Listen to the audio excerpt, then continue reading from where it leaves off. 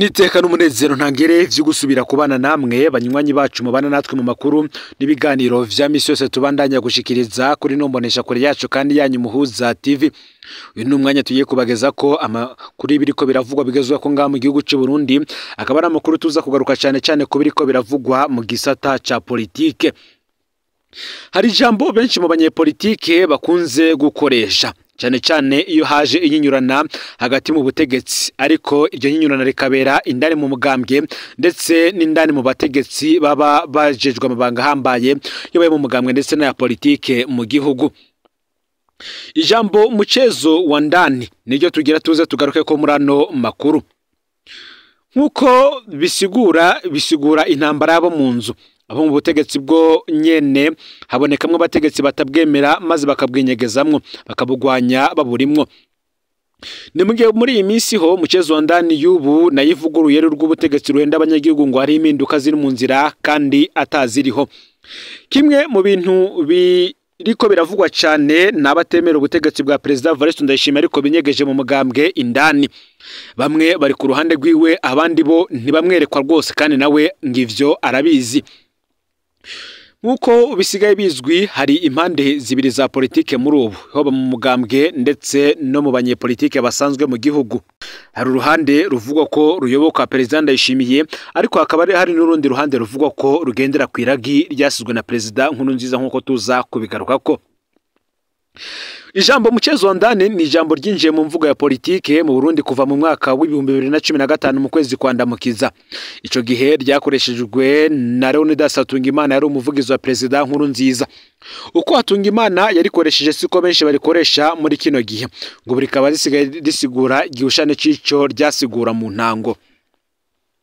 Muti rero muchezo wa ndani ryasigura iki mu ntango? Reka abari vyo dutangurirako. Hari kwigenekerezo ya 17 Ndamukiza umwaka w'ibihumbi 2015, imigambwe urikiye muri Muvoma Arusha yaratunganije imyerekano yo kwiyamiriza ikiringo ca gatatu ca President Nkurunziza. Muvoma Arusha rigizwe n'imigambwe yo mu runani ADC ikibiri, hongewe ko Frodebu Nyakuri na ya Dr Jean Minani be n'abanywanyi ba CNDD-FDD bari baherutse kwiyamiriza ikiringo ca gatatu baca bitwa abafonderi. Kubera ko President Nkurunziza atari bwatangaza icese ko azokwitoza abo mu mashiramwe yigenga ntibitavyo myerekano. Iyo myerekano yaramaze nk'iminota 30 mu gisagara ca Bujumbura, abapolisi baca barayishwiragiza baranahagarika bamwe mu bayitavye, naho imyerekano itari kiriko iraboneka abayihamagaye bo bavuze ko ikiriko irabandanya. Niho rero kuri radio RPA babaza Leonidas Hatungimana umwe mu ndongozi z'abafronderi aho iyo myerekano iriko irabera, nawe cyarasigura ko igikorwa gikomeye bariko bagikorera muri CNDD-FDD nyene. Niho rero yaca avuga ko bariko bakora ico bita muchezo wa ndani. Ico gihe we yari kasigura ko bariko bagwanira mu butegetsi nyene, no kuvuga ko hariho benshi bariko baragwanya ubutegetsi baburimwo. Leonidas Hatungimana ashaka kwerekana ko iruhande y'ibikorwa biboneka vyariko biravugwa, hariho ibindi vyariko bikorwa mu mpisho bikabera mu bagize CNDD-FDD gusa. Kandi nivyo mu nyuma harabonetse ibindi vyinshi nk'ihunga ry'indongozi zo hejuru zica ziriyamiriza amabo ubutegetsi bwariko burakorera abanyagihugu muri ico gihe. Muri kino gihe muti muchezo wa ndani isigaye ikoreshwa gute? Aho hari abasirikare bagerageje gutembagaza President Nkurunziza bikanka kwigenekerezo 13 kwezi kwa gatanu umwaka w'ibihumbi 2015, hari abagerageje kwigisha ko iryo tembagazwa ryari ryateguwe na Nkurunziza ubwo yo kugira aronkaho ahera ngahagarika imyerekano y'abanyagihugu. Kubera muri uwo mugambi harimo intwaza ngabo nyinshi zahoze zigwana muri CNDD-FDD, hari abashatse kubata ku mwikomo, ariko intumbero nyamukuru yari yo gucanishamwo abyemirije ikiringo ca gatatu ngo binubane. Ni ngaho rero vyahereye ijambo muchezo wa ndani rica rikoreshwa nk'uruyeri ubutegetsi bukoresha mu guhenda abatabushigikiye, bukabereka ko hari impinduka buriko burategura kandi atari ivyo, canke bukerekana ko hariho abariko bararyana atari ivyo kugira busamaza abantu, canke bukadukana ikibazo kitariho abantu bakakijaho ko mu butegetsi buriko bukora ibindi. Ni gutyo rero hariho nk'abantu Amatati Ndayishimiye na Bunyoni bayita muchezo wa ndani. ivyo kutumvikana kwa Ndayishimiye na Ndikuriyo navyo nyene bakavyita muchezo wa ndani nkuko bisigurwa. Mutiro nihe muchezo wa ndani izosigara? Biragoye kumenya muri izo muchezo wa ndani zibiri yizogumana ikibanza. Muchezo wa ndani yo kwa Leonidas Hatungimana igasigura intambara yabo mu nzu, aho mu butegetsi bwo nyene habonekamwo abategetsi batabwemera maze bakabwinyegezamwo bakabugwanya baburimwo. Muchezo wa ndani y'ubu nayo ikavuguruye rw'ubutegetsi ruhenda abanyagihugu ngo ari impinduka ziri mu nzira kandi ataziriho.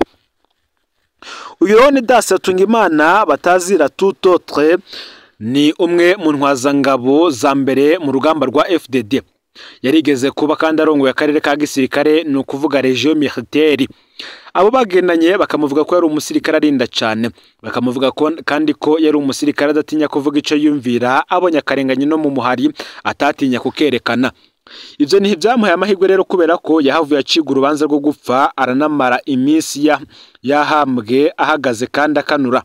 Ivyamuviremwe ingwara mbi cyane mu kuboko. Mu nyuma yarahawe imbabazi arakira urwo rupfu rubabaje. Abarundi benshi bamenye cyane Leonidas Hatungimana ari umuvugizi wa President Nkurunziza.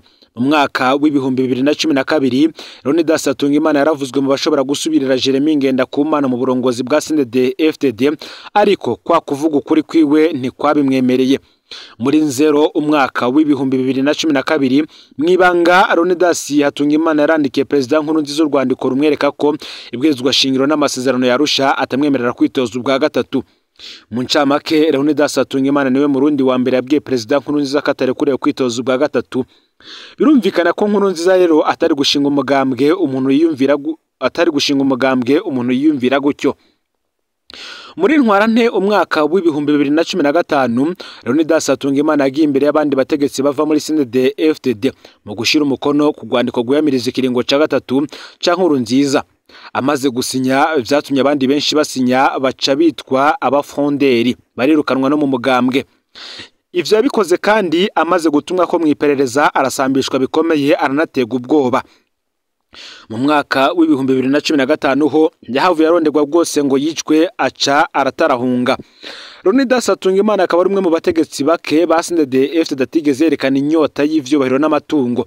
Ibujumbura ni kenshi yaboneka yigendera n'amaguru, ntigeze yemera kugendana n'abapolisi canke abasirikare bamucungera ubuzima. Yari umuntu ashobora kuganira n'abantu bose kandi akavuga neza ico yiyumvira. Nta matungo adasanzwe yigeze agira. Ikindi kandi twoshingire naye nuko atigeze yumvikanamwo urwanko rwa Petero Nkurunziza. Inshuro zose yagiye araganira n'abantu batandukanye badushingiye intahe, yarabwiye ko atemera na gato y'amanyanga y'ubutegetsi bwa President Nkurunziza, ariko nk'umuntu ntigeze yanka Nkurunziza wenyene. Leonidas Hatungimana ngubu ntadoka kuco yemera, aguma hagaze ku kuri azi.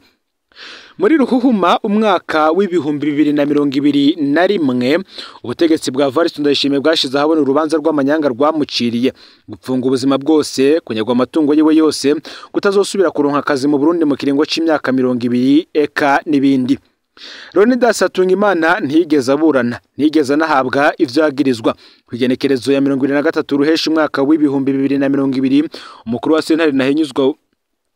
Sentare Ntahinyuzwa w'ico gihe yarasoye icemezo kivuga ko urubanza rwa Leonidas Hatungimana ruzosomwa kwigenekerezo ya 30 ruheshi, naho nyene ntirwasomwe, ariko izo nyandiko zo muri Ruhuhuma umwaka w'ibihumbi 2021 zikavuga ko urwo rubanza rwaciye kwigenekerezo ya 23 ruheshi umwaka w'ibihumbi 2021.